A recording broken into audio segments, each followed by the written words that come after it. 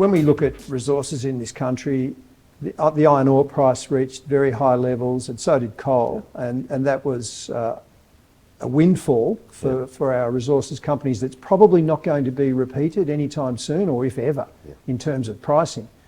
But themes like renewable energy and decarbonisation do imply very strong demand for Australian metals and other commodities. So where are you seeing really good opportunities in those areas linked to that energy transition theme?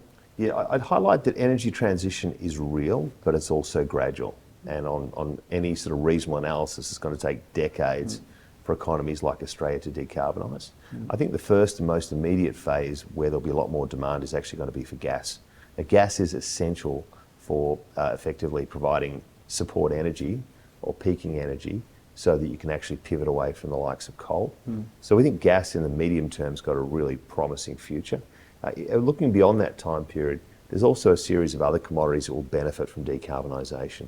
The obvious beneficiary is copper, as is aluminium, nickel, and lithium will be a beneficiary, but we'd note that the lithium market looks significantly oversupplied. That's always the problem, isn't it, with supply, demand of mineral commodities always seems to cause its own demise in terms of high prices. We commit to the supply coming on and that takes the prices down. It seems an endless cycle.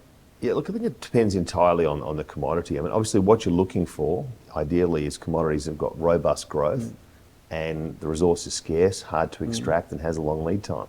Now, copper is a prime example of that, where you could have runaway demand, but it's really hard and really difficult to extract large new copper deposits.